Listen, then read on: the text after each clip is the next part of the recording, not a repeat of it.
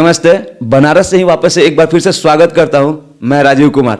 आपको इस संस्करण में बिल्कुल ही अलग चीज़ देखने के लिए मिलने वाला है, क्योंकि मैं हर जगह पे या तो लोगों से मिलवाता हूं या तो किसी जगह से परिचय करवाता हूं आपको। लेकिन हमारे चैनल पे बिल्कुल ही नया एपिसोड आपको देने वाला हूं।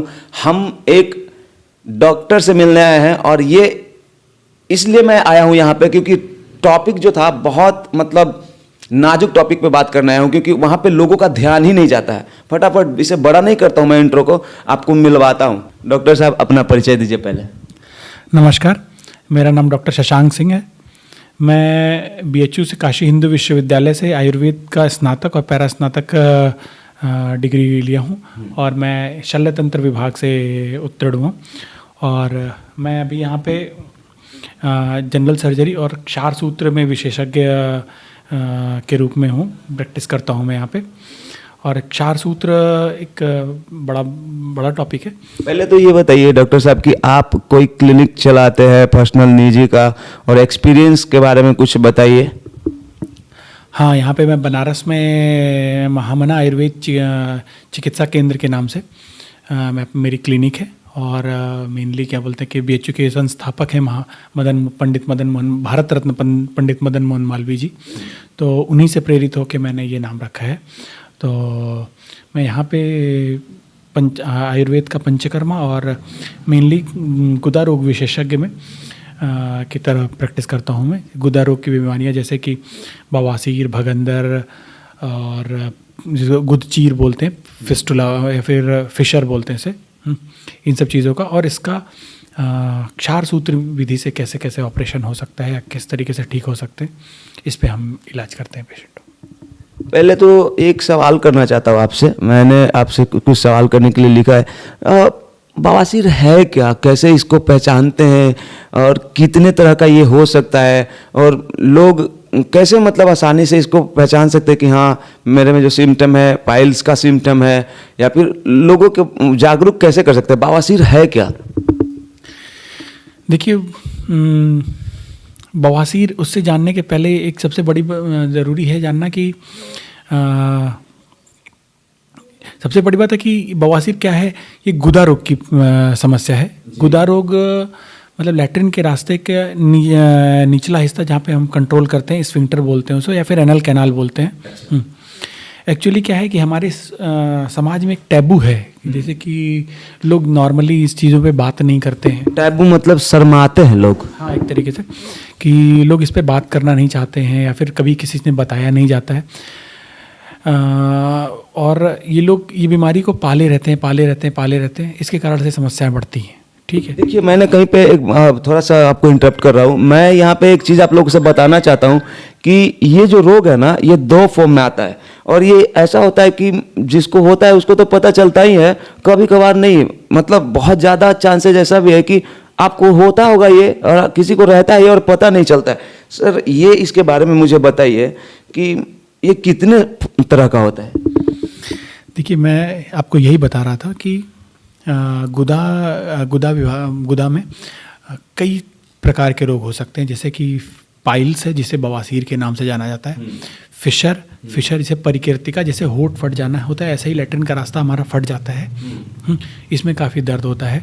ठीक है, और फिस्टुला जिसे भगंदर कहते हैं, समझ रहे, भगंदर है। और इसके अलावा भी कई प्रॉब्लम्स होते हैं। देखे होंगे कि लैट्रिन के रास्ते एक मस्सा सा बन जाता है, वो सेंटिनल टैग होता है, या फिर थ्रोम्बोज्ड पाइल मास, ऐसे कई करके जैसे 4-5 बीमारियां हैं, जैसे 4-5 समस्याएं हैं जिसके कारण परेशानियां होती हैं। आमतौर पे लोग सारी चीज़ों को बवासीर के नाम से जानते हैं, लेकिन एक्चुअली ऐसा होता नहीं है। सारी ये 4-5 या फिर प्रॉब्लम है जिसको कि कुछ भी होता है तो लोग सबको एक कॉमन नाम से जानते हैं, बवासीर। अच्छा, बवासीर और भगंदर और फिर कुछ हो सकता है। हाँ, तो ये सब अलग अलग हैं क्या? जी, बिल्कुल। ये लोग इनके सिम्टम्स अलग होते हैं। मैं यही आपको समझाने की कोशिश कर रहा था कि ये सब 4-5 अलग व्याधियां हैं। ठीक है, और सबका इलाज अलग अलग है। ठीक है, नॉर्मली ऐसा होता है कि हर बीमारी को ही फिशर समझ सकते हैं। इसमें से ये चीज़ है कि कुछ बहुत आसानी से ठीक की जा सकती हैं अगर सही समय से आए, कुछ को ठीक करने में बहुत समस्या होती है, बहुत परेशानी होती है पेशेंट को। तो पहले आप सावधानी के बारे में बताएंगे या फिर इलाज के बारे में बताएंगे, क्या कुछ कहना चाहेंगे? बहुत लोग मतलब देखने वाले ये सोच में पड़ गए होंगे कि कैसे हम पहचान सकते हैं, थोड़ा सा विस्तार से बताइए ना।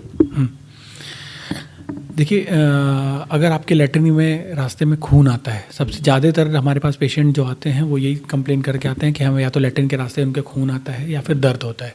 ठीक है, तो अगर खून आ रहा है तो मेन ये हो सकता है कि और खून के साथ साथ उनके मस्सा भी है अगर, ठीक है, तो ज़्यादातर है कि हम लोग उसमें देखते हैं कि उन्हें खून जो है बूंद बूंद करके आता है या फिर लैट्रिन से लग के आता है। ठीक है, और तो मेन है बवासीर का मेन कंप्लेन ये है कि लैट्रिन के रास्ते एक मस्सा बन जाना या फिर ब्लड वेसल, हमारे जो लैट्रिन के रास्ते ब्लड वेसल्स हैं वो मतलब खून की नलिकाएं जो कि आदमी जब देर तक बैठता है लैट्रिन। अच्छा डॉक्टर साहब, सबसे इम्पोर्टेंट सवाल ये है कि दर्द होना कॉमन है मतलब, या फिर बिना दर्द का भी ये रोग होता है? ये अच्छा क्वेश्चन है। बवासीर में बवासीर पेनलेस भी हो सकता है और पेनफुल भी हो सकता है। ठीक है, एक्चुअली क्या है कि अगर ये नॉर्मली सिर्फ बवासीर होगा तो वो पेनलेस होता है। ठीक है, लेकिन क्या बोलते हैं कि अगर उसके साथ फिशर एसोसिएटेड है, अगर उसके साथ मतलब फिशर या फिर जिसे गुदचीर बोलते हैं, जैसे होठ फट जाता है वैसे लैट्रिन का रास्ता फट गया, तो अगर ये भी साथ में है तो आपको पेन भी होगा। जी। एक बात बताइए, एक बात हम जानना चाहते हैं आपसे कि देश में जो आबादी है उसका कितना परसेंटेज या फिर कितना मतलब बड़ा वर्ग या फिर छोटा वर्ग इससे ग्रसित है या फिर ग्रसित होने की आशंका है? मतलब क्योंकि ऐसा आपने कहा कि बिना दर्द का भी हो सकता है, तो कई बार बहुत ज़्यादा मतलब रोग हो जाता है तब जाके पता चलता होगा, क्योंकि दर्द होता नहीं है और अचानक से उनको सामने वाले को ये लगेगा कि मैं तो स्वस्थ हूँ और अचानक से उनको भी पता चले कि पाइल्स है। तो कितना बड़ा मतलब कितना रखते हैं, मतलब 100% में कितना परसेंट रोगी हो सकते हैं पूरे भारतवर्ष में? देखिए, ये जैसा मेरा अनुभव है कि ज़्यादातर पेशेंट आते हैं, कभी कभी ज़्यादातर जितने भी पॉपुलेशन है हर किसी को, ज़्यादातर लोगों को कभी न कभी किसी भी समय लैट्रिन के रास्ते दर्द होना या खुजली होना या फिर ब्लड आना, ये सब चीज़ें बहुत कॉमन है। क्योंकि इसका सबसे बड़ा कारण है कि हमें ये कभी नहीं बताया गया, जैसे हर चीज़ की बचपन से ट्रेनिंग दी जाती है, जैसे कि कैसे खाना है, कैसे उठना है, कैसे बैठना है, लेकिन बचपन से ये आज तक कभी किसी जगह और किसी ने भी नहीं सिखाया कि हमें लैट्रिन कैसे करना चाहिए। ठीक है, हमें लैट्रिन में कितने देर तक बैठना चाहिए। तो ये एक बहुत बड़ा एस्पेक्ट है कि ध्यान देने वाली बात है, क्योंकि ये बीमारी नॉर्मली उन लोगों को हो जाती है ज़्यादा जो लोग लैट्रिन में देर तक बैठते हैं या फिर बैठ के कांखते हैं, समझ रहे हैं, या फिर जिनको कड़ी लैट्रिन होती है।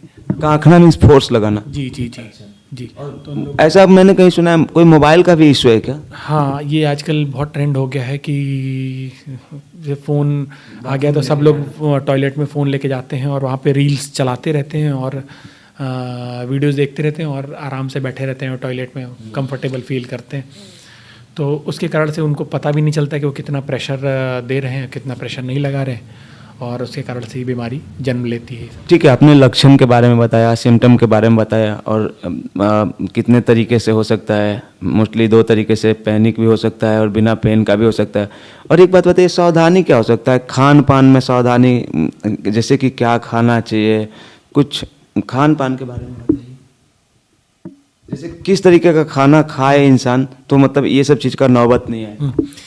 हाँ, इसमें ये चीज़ है कि बवासीर होने में, बवासीर, भगंदर, फिर गुदा के रोग होने में खान पान का के कारण भी ये समस्याएं उतनी ही होती हैं। ठीक है, और खान पान का इनको ठीक करने में भी बहुत रोल है। डॉक्टर साहब, अब हमें ये बताइए कि क्या खाना है और क्या नहीं खाना है, मतलब खान पान को लेके कौन सा सावधानी बरतना चाहिए? नहीं, बहुत अच्छा क्वेश्चन है ये, क्योंकि ये बीमारी खाने पीने से रिलेटेड बहुत ज़्यादा मतलब इस पे प्रभाव पड़ता है इसका।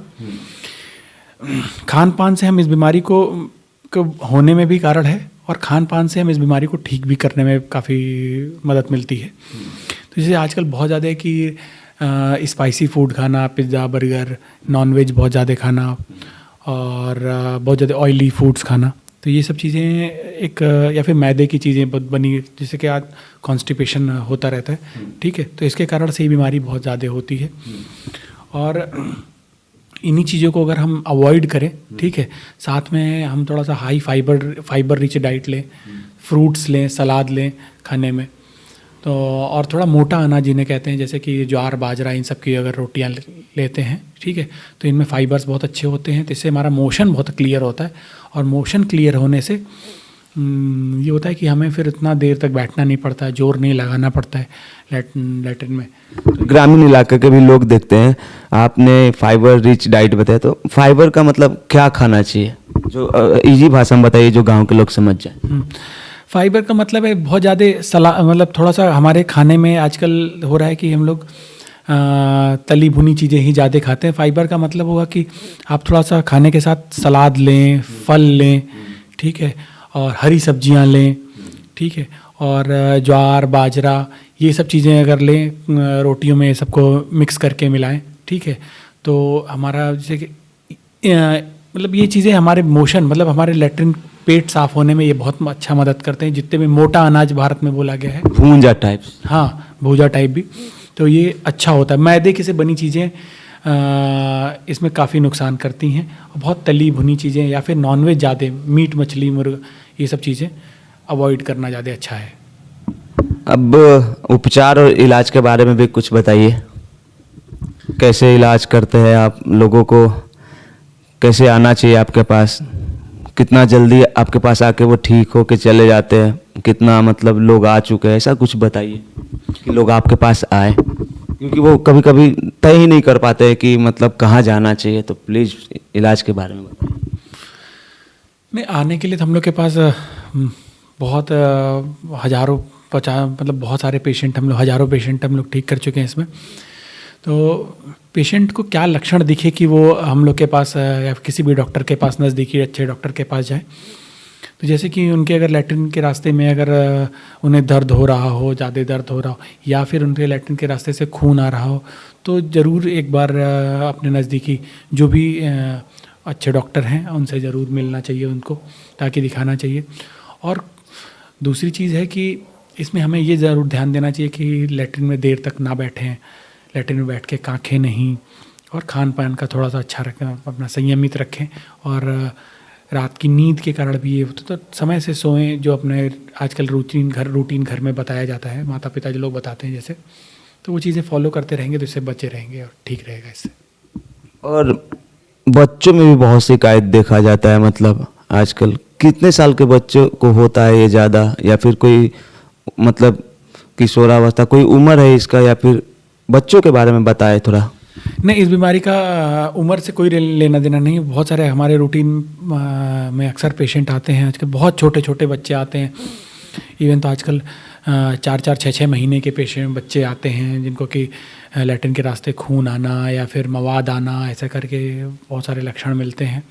इसका मेन यही कारण है कि बच्चे आजकल या तो डिहाइड्रेट हो जाते हैं। नॉर्मली ऐसा होता है कि अगर बच्चे पानी कम पी पाते हैं, या फिर माता के दूध पे नहीं है, उतना माता का दूध नहीं बन रहा है, या फिर उतना दूध नहीं पी पा रहे हैं, या उनकी जितनी भी पानी की ज़रूरत है शरीर की वो उतनी पूरी नहीं हो पाती है, तो क्या होता है कि हमारी थोड़ी सी लैट्रिन उनसे कड़ी हो जाती है। अब छोटे बच्चे जो 4 महीने 6 महीने के बच्चे, वो तो नहीं बता पाएंगे ना, तो उनके लिए तो सावधान ही रहना पड़ेगा। इसके लिए माता पिता को थोड़ा ध्यान देना चाहिए कि अगर बच्चे को लैट्रिन बहुत कड़ी हो रही है या फिर लैट्रिन में खून आ रहा है, तो उस हिसाब से उसको थोड़ा सा या तो दूध अमाउंट बढ़ा दें, या फिर 1-2 चम्मच उनको पानी पिलाएं। हाँ, ये चीज़ें करना ये माता पिता की जिम्मेदारी है, वो उनको ध्यान देना चाहिए। और साथ में है कि अगर कभी ऐसा लगे कि बच्चों को लैट्रिन के रास्ते कड़ी लैट्रिन होना, या कट के खून आना, या फिर पस आ रहा है, तो एक बार डॉक्टर से सलाह लें उनको। और इस बीमारी का उम्र से कोई लेना देना नहीं है, ये बचपन से लेके वृद्धावस्था तक के मरीजों में होती है। इवन ज़्यादातर ऐसा कि वृद्धावस्था में जाने पे पेशेंट को ये बीमारी होने का चांस बढ़ जाता है। क्यों? क्योंकि उस समय हमारी जो ब्लड वेसल्स, हमारी जो जहाँ पे ब्लड वेसल जिसमें खून वो होता है, खून दौड़ता है, वो भी उनकी दीवारें भी कमज़ोर होती हैं, फिर हमारी जो मसल्स हैं वो भी थोड़ी वीक होती हैं तो लैट्रिन के रास्ते ये सब बीमारियां होना का चांस बढ़ जाता है उम्र के साथ। क्या गुदा मार्ग से खून आना सिर्फ बवासीर का द्योतक है या फिर और भी कोई रोग हो सकता है इससे? नहीं, गुदा मार्ग से खून आना बवासीर या फिर भगंदर में भी कई बार खून आते हैं। फिशर जो कि फिशर है मतलब कि बीमारी जिसमें लैट्रिन का रास्ता फट जाता है, उसमें भी खून आता है।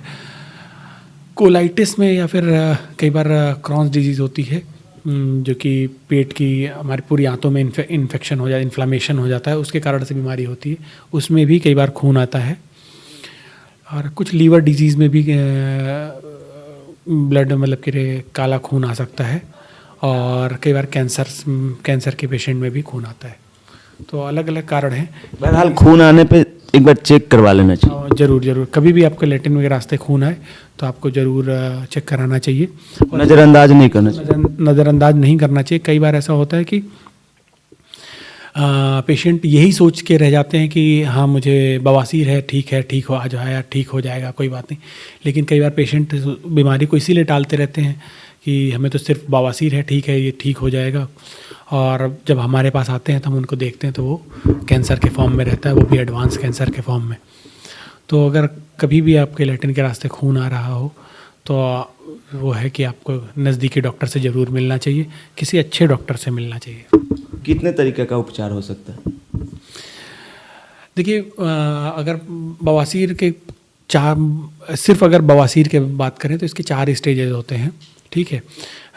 जिसमें कि सिर्फ खून आना ये पहला स्टेज होता है। दूसरे में एक मस्सा होता है, वो जब बाहर आता है और फिर जब लैट्रिन करते हैं तो वो बाहर आता है, फिर अपने आप अंदर चला जाता है।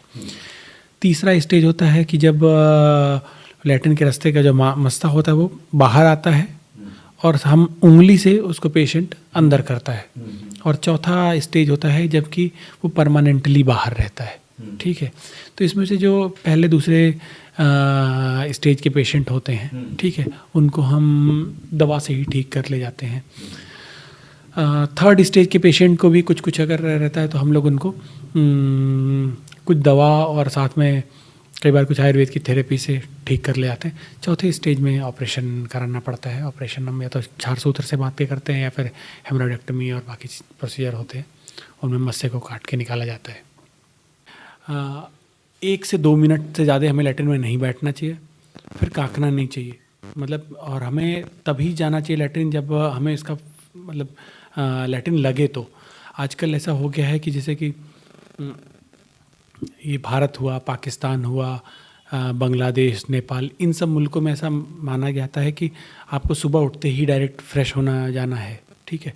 लेकिन ऐसा नहीं है। अगर किसी को नहीं लगता और जाके वहाँ पे लैट्रिन में बैठ के कांखे और नई समस्या करे तो ये कोई बहुत ज़रूरी नहीं है।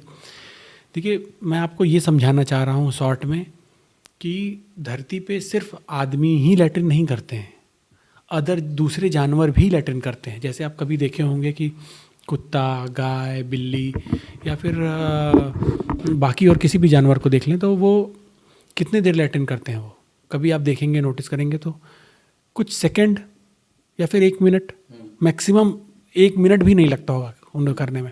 तो आदमी भी एक जानवर ही है, मतलब ह्यूमन हम लोग अगर प्रकृति के हिसाब से देखें तो हम लोग भी एक जानवर, हमें भी उतना ही टाइम लगना चाहिए। लेकिन आजकल क्या हो गया कि हमें ये कभी किसी ने बताया भी नहीं हमारे यहाँ। और आजकल ऐसी लाइफ स्टाइल हो गई है, लोग फ़ोन लेके जाने लगे हैं या फिर कुछ लोग न्यूज़पेपर लेके जाते हैं, कुछ लोग कान में ईयरफोन लगा के गाने सुनते हुए जाते हैं लैट्रिन करने के लिए। तो ये सब करने से वो ना चाहते हुए भी वो लैट्रिन में देर तक बैठते हैं और देर तक बैठने में फिर वो जोर लगाते हैं, कांपते हैं। तो इसके कारण यहीं से ये बीमारी का जन्म होता है, अलग अलग बीमारियों का। तो मेन सही तरीका तो ये है लैट्रिन करने का कि जब भी आपको लैट्रिन महसूस हो, तेज़ लगे, तो आपको जाना चाहिए और जितना हो फिर आपको उठ जाना चाहिए। अगर दोबारा लगती है तो आपको फिर से जाना चाहिए उसके लिए। कुछ लोग ऐसा होता है कि जाते हैं, बैठते हैं और वेट करते रहते हैं कि अभी थोड़ा हुआ, अभी थोड़ा फिर बाद में होगा, तो फिर हम इस चक्कर में वो लोग देर तक बैठे रहते हैं, 10-10 मिनट, 15 मिनट। जो कि ये समस्या का कारण है। तो मैं उन्हें यही सजेस्ट करूँगा कि आप जाएं, बैठें। किस तरीके का टॉयलेट बनवाना चाहिए घर में? देखिए अभी एक ये अपने आप में डिबेट का टॉपिक है कि ये टॉयलेट किस तरीके का हो, लेकिन अब तो वेस्टर्न जैसे हम वेस्टर्न कल्चर इंडिया में, वेस्टर्न टॉयलेट इंडिया में आया, लेकिन अब मैं देख रहा हूँ ऐसा कि वेस्टर्न में जब भी हम लोग जाते हैं तो वहाँ पे अब टॉयलेट के साथ में वो टेबल भी एक इस पैर पे रखने के लिए एक पीढ़े की तरह या फिर एक स्टूल भी रखते हैं वो लोग। तो मतलब कि वो पोस्चर भी, उनका जो तरीका है वो भारतीय टॉयलेट की तरह हो गया।